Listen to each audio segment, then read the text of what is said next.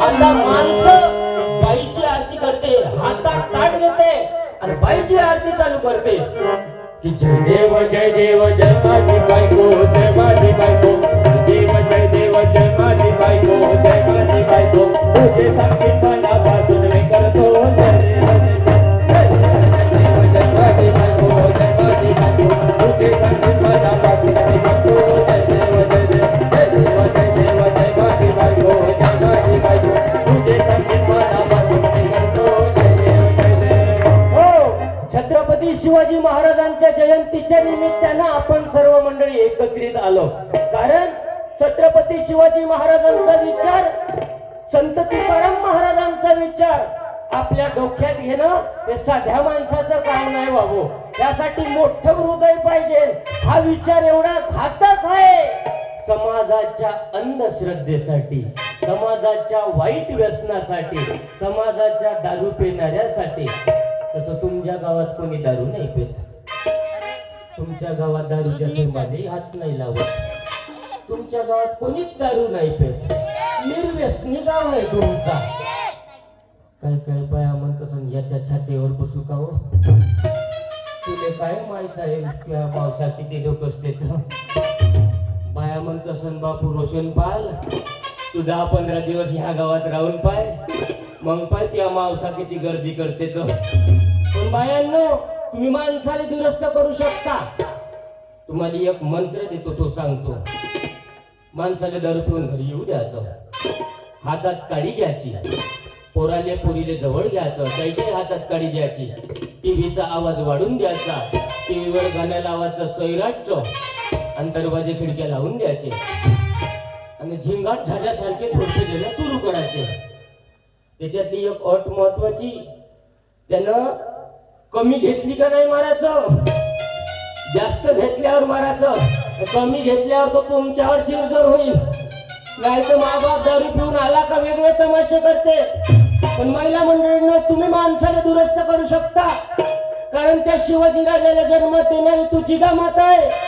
अरे चिंगारी पेटतात त्याला आग म्हणतात, संगीतातल्या चालीला राग म्हणतात, जंगलातला सर्व उच्च झाडाला साग म्हणतात, मुठभर मावळे घेऊन लाखोंना एकत्रित करणाऱ्याला जिजाऊचा वाघ म्हणतात, जिजाऊचा वाघ म्हणतात.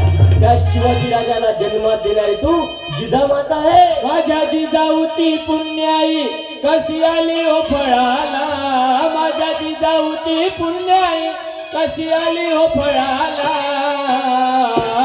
तो बाबाचा बापा वाघ शिवबा जन्माला, तो बाबाचा बापा वाघ शिवबा जन्माला.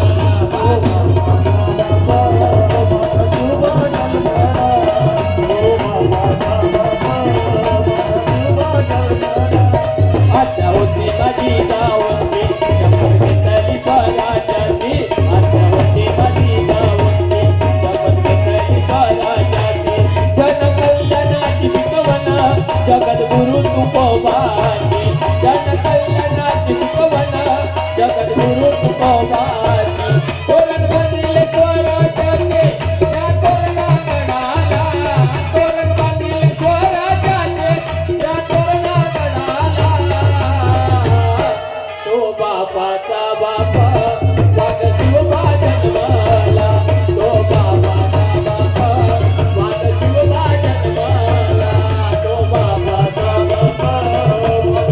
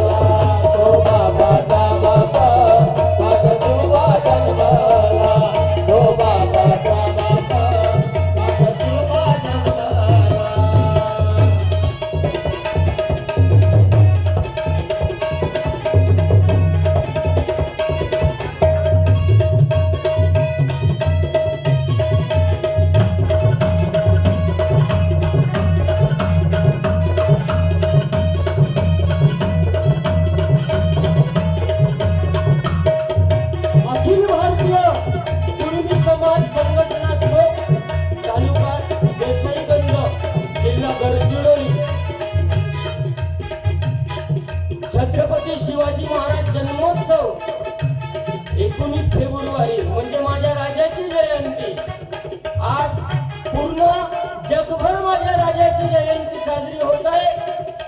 अरे महात्मा ज्योतिराव फुले यांनी शिवछत्रमारांची शिवाजी महाराजांची जयंती साजरी केली पहिल्यांदा आणि समाधी पाहिली. महात्मा ज्योतिराव फुले यांनी समाधीचा शोध लावला आणि तुमच्या आमच्यापर्यंत हा विचार पोहोचवला आणि त्या विचाराने तुम्ही घडले. जसे तुमच्या गावातले लोक आहे तो विचार तुमच्या गावात पोहोचला शिवाजी महाराजांचा आणि तुमच्या गावातून सुद्धा चांगले चांगले लोक त्या मगाचे साक्षीताई तिकीर मारे PSI बनल्या. टाळ्या वाजवा त्या ताईसाठी. तुमच्या गावाचं भविष्य आहे. कुंदन भाऊ बावणे हे सुद्धा ड्युटीवर लागले MSFP. राष्ट्रपाल देशकर वा आडनाव खूप सुंदर आहे. MSFP मध्ये ड्युटीवर लागले म्हणजे तुमच्या गावाचं भाग्य आहे.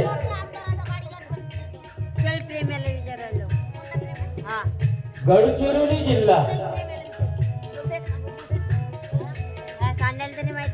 जाहीर कीर्तन आणि आज महाप्रसाद झाला त्याच्यामध्ये सप्तखंडी कीर्तन म्हणजे भाग्य आहे. आपलं भाग्य एवढं आहे. आता मोठे मोठे बॉम्ब पडून राहिले, मोठे मोठे इंधन पडून राहिले. कारण तर सण राहते वेगळे वेगळे सण. आता तर तुमचे बयाचे सण झाले त्याचे वेगळे सण. कोणता सुद्धा सण रे? मकर संक्रांत. हा मकर संक्रांत. कोणतं मकर संक्रांत? एकी धनीच्या घरी 15 धनीचा मोर्चा.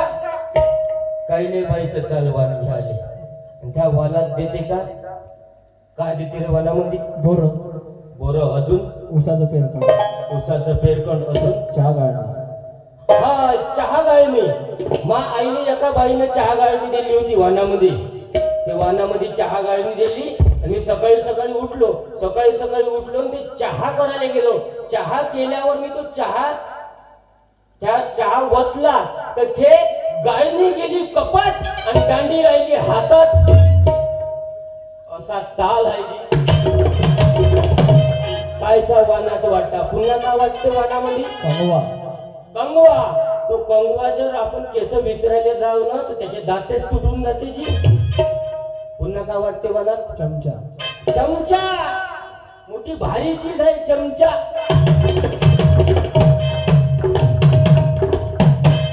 एका जणाचा चमचा, एका जणाले चमचा चांदीचा, एका जणाचा चमचा चांदीच्या चमच्यानं तो पोहे खात होता आणि तो खूप अकडेल माणूस होता. पोहे खाता खाता त्या बुड्याचा अटॅक आला. त्या बुड्याले अटॅक आला. अटॅक येऊन बुड मेलं. पण तो चांदीचा चमचा तोंडात अटकला. चांदीचा चमचा तोंडात अटकल्यावर त्याच्या नाताले वाटलं माझा मेला पण चमचा घेऊन जाते आता ह्यो. काही सांगता येत नाही. बापाले बोलावलं त्यानं. म्हणे बाबा आबाजी गेले. त्यानं पाहिलं म्हणे तुझ्या आबाजी गेले बापू पण त्याने चमचा तोंडातच ठेवला. आपण लोक याच्या पहिले चमचा काढून घेऊ म्हणे. हे का करे चमचा निघे नाही काढत नाही. मग म्हणे आता बापू म्हणे असा काही चमचा निघत नाही.